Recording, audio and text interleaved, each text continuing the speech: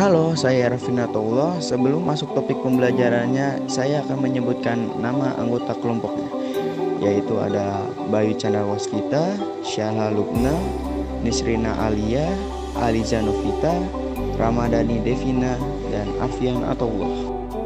Halo teman-teman semua, siapa di sini yang suka cerita sejarah? Yuk kita berpetualang ke masa lalu untuk belajar tentang Perang Dunia Kedua dan bagaimana sih Indonesia akhirnya bisa meraih kemerdekaannya. Ceritanya pasti penuh drama dan perjuangan.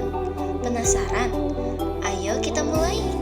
Perang Dunia Kedua dimulai pada 1 September 1939 ketika Jerman yang saat itu dipimpin oleh Adolf Hitler menyerang negara Polandia. Serangan ini membuat Inggris dan Prancis langsung menyatakan perang ke Jerman. Akibatnya, dunia pun terbagi menjadi dua kubu besar. Di satu sisi ada negara dari blok sekutu yang terdiri dari Inggris, Prancis, Uni Soviet yang sekarang sudah berubah menjadi Rusia, dan Amerika Serikat. Sedangkan di sisi lain ada blok poros yang terdiri dari negara-negara seperti Jerman, Italia, dan juga Jepang. Jadi kenapa sih Jerman bisa begitu agresif menyerang negara lain? Jadi alasannya tuh Jerman merasa dirugikan setelah Perang Dunia Pertama karena mereka harus menanggung beban besar lewat perjanjian Versailles. Padahal mereka sudah kehilangan banyak wilayah, tetapi mereka tetap harus bayar ganti rugi perang yang sangat besar. Hal itu membuat mereka sangat marah dan jadinya balas dendam deh. Penyebab utama yang menyebabkan Perang Dunia Kedua adalah ketidakpuasan besar dari negara Jerman dan Italia setelah Perang Dunia Pertama. Setelah kalah dalam Perang Dunia Pertama, kedua negara ini merasa dirugikan oleh hasil perjanjian Versailles yang dianggap sangat memberatkan mereka. Bukan hanya Jerman yang merasa terhina, tetapi juga Italia. Kenapa Italia merasa dirugikan juga? Mereka kan gak kalah berat seperti Jerman ya? Nah, betul tuh. Italia memang gak kalah berat seperti Jerman sih, tetapi mereka juga merasa kecewa. Meskipun mereka bergabung dengan sekutu dan ikut memenangkan perang, mereka tidak mendapat keuntungan sebesar yang mereka harapkan dari perjanjian Versailles.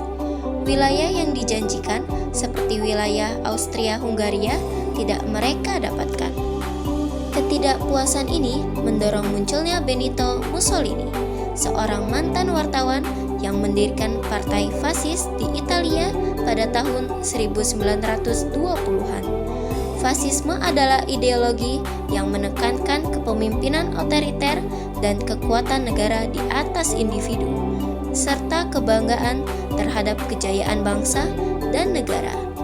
Mussolini yang dianggap Italia diperlakukan tidak adil setelah Perang Dunia Pertama menjanjikan kebangkitan negara Italia dan kesejahteraan melalui kontrol yang lebih besar oleh pemerintah. Jadi Mussolini ini kayak pengen mengembalikan kejayaan Roma kuno gitu ya? Dengan cara lebih keras? Betul sekali. Mussolini ingin Italia menjadi negara yang kuat dan dihormati. Dia itu percaya bahwa dengan menggunakan kekuasaan penuh dari pemerintah, Italia bisa mengembalikan kejayaannya. Dia juga memanfaatkan ketidakpuasan rakyat Italia akibat ekonomi yang buruk dan kesulitan pasca perang. Dengan ideologi fasisme, Mussolini berhasil meraih kekuasaan sebagai diktator Italia pada tahun 1922. Dan jangan lupa bahwa Mussolini juga mengembangkan aliansi dengan Jerman yang dipimpin oleh Adolf Hitler yang memiliki ideologi Nazisme yang mirip, yakni tentang superioritas ras dan nasionalisme ekstrim.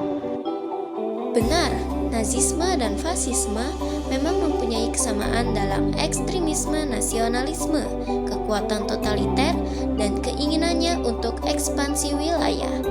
Hal ini nih yang memicu ketegangan besar di Eropa dan Asia.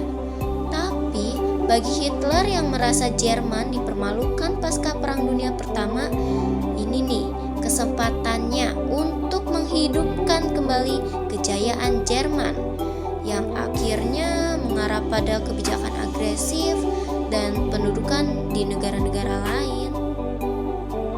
Sementara itu, di Asia, Jepang juga mulai memperluas wilayahnya. Mereka menyerang Manchuria di China pada tahun 1931 dan pada tahun 1937 Jepang sudah melancarkan serangan besar-besarannya ke China. Jepang ingin menguasai banyak sekali wilayah untuk mendapatkan kekayaan sumber daya alam.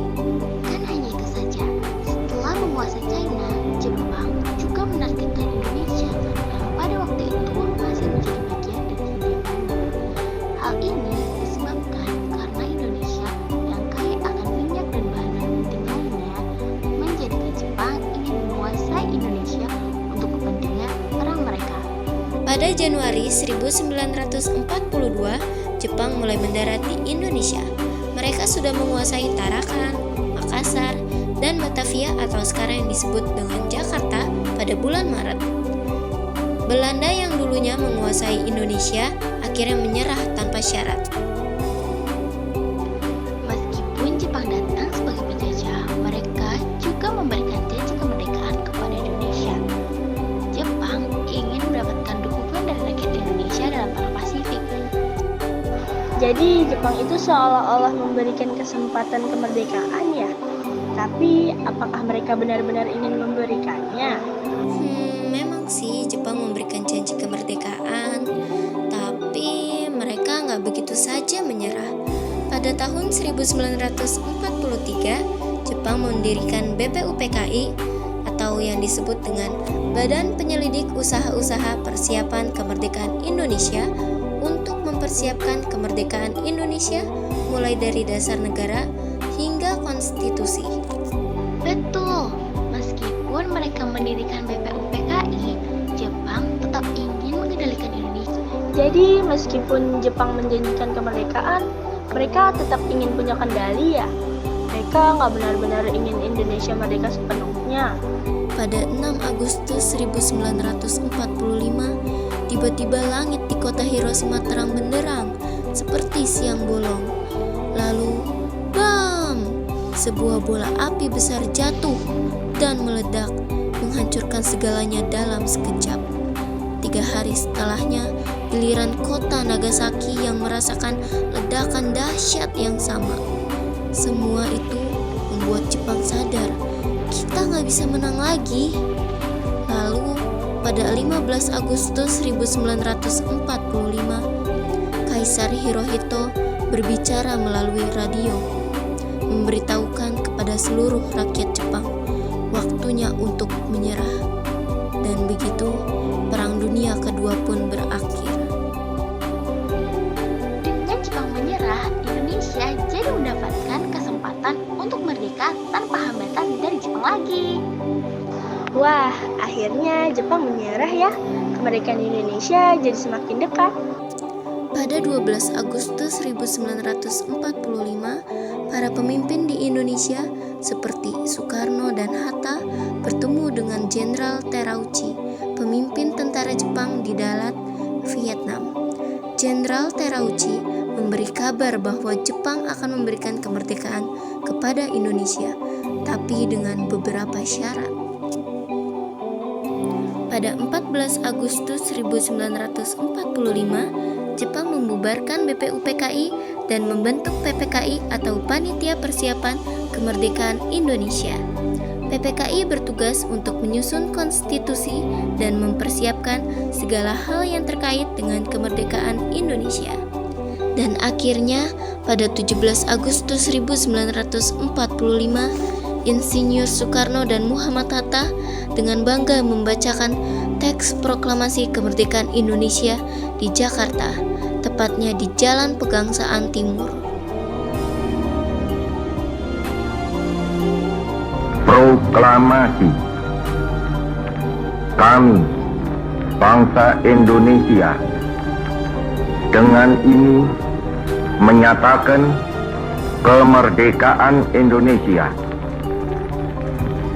Hal-hal yang mengenai pemindahan kekuasaan dan lain-lain diselenggarakan dengan cara saksama dan dalam tempo yang sesingkat-singkatnya. Jakarta, 17 Agustus 1945, atas nama bangsa Indonesia, Soekarno Hatta. Proklamasi ini mengakhiri penjajahan Jepang dan menandai lahirnya Republik Indonesia. Nah teman-teman, perjalanan Indonesia untuk meraih kemerdekaan gak mudah ya. Tapi itu menunjukkan bahwa bangsa yang besar adalah bangsa yang pantang menyerah. Yuk kita jaga kemerdekaan ini dan terus menjaga semangat persatuan. Terima kasih sudah belajar bersama kami. Semoga kamu semakin cinta dengan sejarah Indonesia. Sampai jumpa kembali di petualangan selanjutnya. Bye-bye.